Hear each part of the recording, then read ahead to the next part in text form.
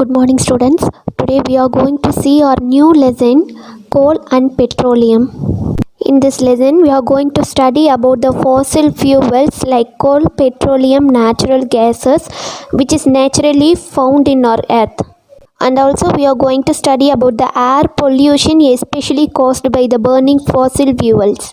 First, we will see about the natural resources. Yeah, I can understand your doubt that why do we study about the natural resources here and what it would be, right? Hope you can remember that the word I have used just before is fossil fuels like petroleum, natural gas, coal, etc. Is it not?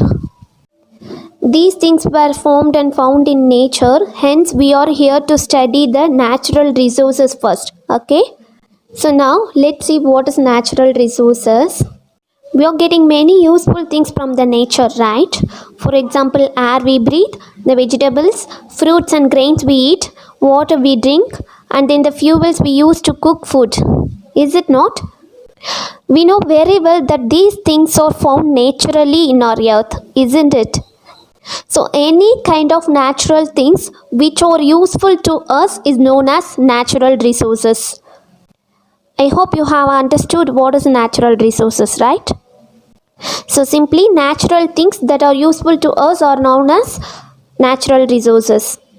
See, there are two kinds of natural resources. The first one is renewable and the second one is non-renewable natural resources.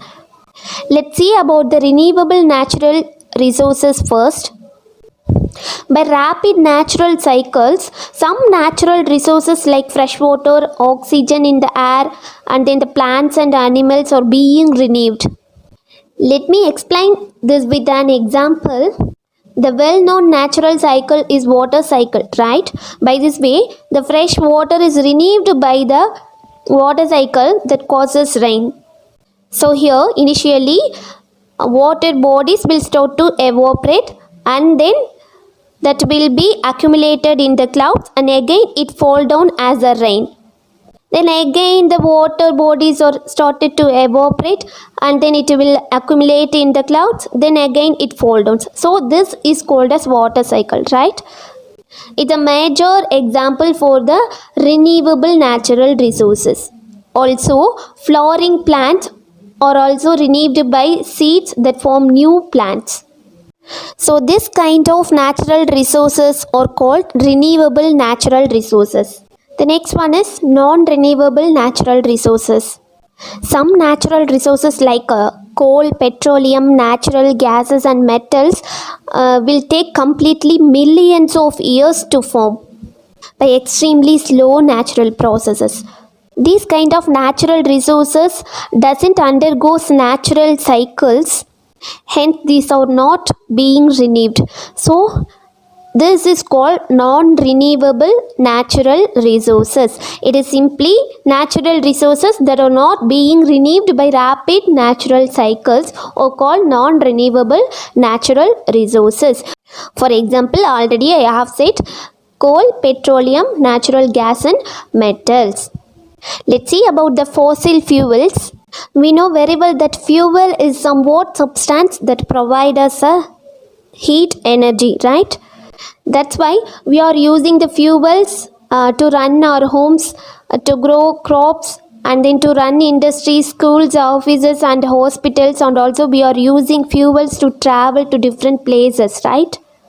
So a fuel is defined as a substance that is burned to provide heat and other forms of energy. Let's see the states of fuels. There are three kinds of states in fuels. One is solid fuels, second one is liquid fuels, and then third one is gaseous fuels. In this, wood, charcoal, coal and coke are solid fuels. Then petrol, diesel and kerosene are the liquid fuels. Compressed natural gas, which is well known as CNG, then liquefied petroleum gas known as LPG, or the gaseous fuels. Let's see what is fossil fuels. In the title itself, we can find that coal, petroleum and natural gases are the fossil fuels, right? So these are formed from the dead plants and animals through extremely slow natural processes that take millions of years. That is called as fossil fuels. In this, the petrol, diesel and kerosene are the derivatives of petroleum, which are also called as fossil fuels.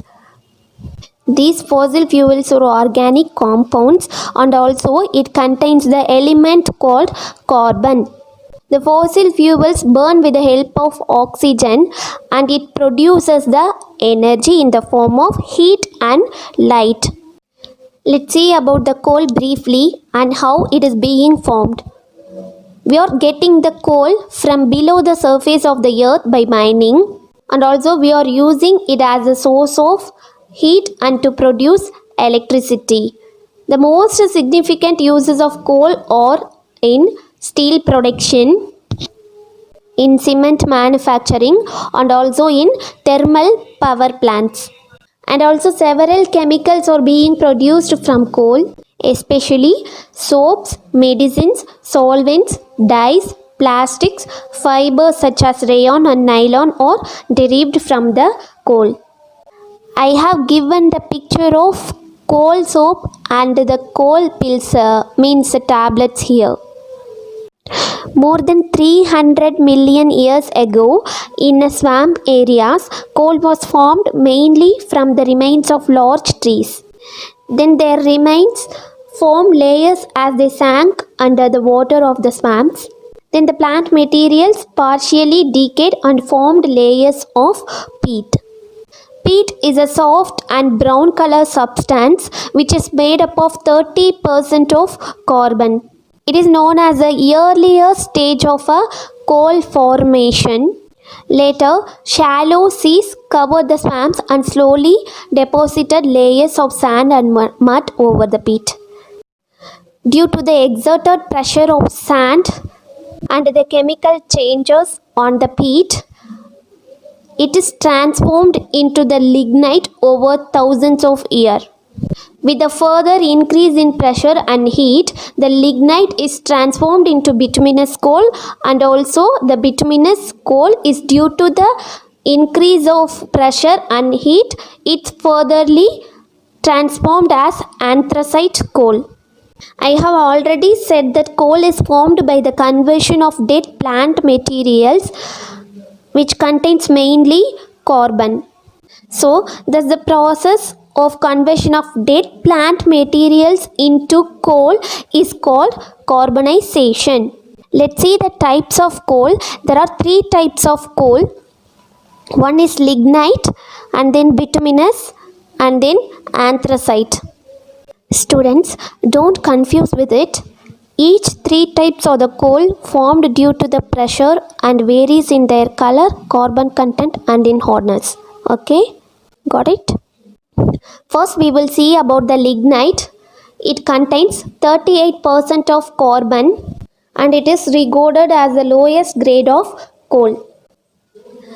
Lignite is mainly used to generate electric power. Just see the picture of lignite coal. It is in brown color, right? The next type is bituminous coal. It is formed by the further compression of lignite. It contains 65% of carbon content. It is mainly used for the power generation, and also it is used to make another type of fuel called coke. The third type of coal is anthracite. It is a hard coal and it contains over 90% of carbon content, and it is regarded as the highest grade of coal. When the coal is heated in air, it burns and produces mainly carbon dioxide gas.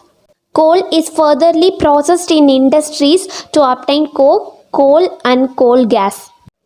Coal is furtherly processed in industries to obtain coke, coal tar and coal gas.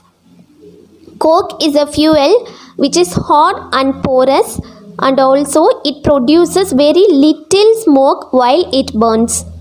It is used to separate iron from iron ore, and also it is used in the manufacture of steel. Next one is the coal gas. Coal gas is a inflammable gas. It is also used as a fuel. It can be converted into diesel. Next one is the coal tar.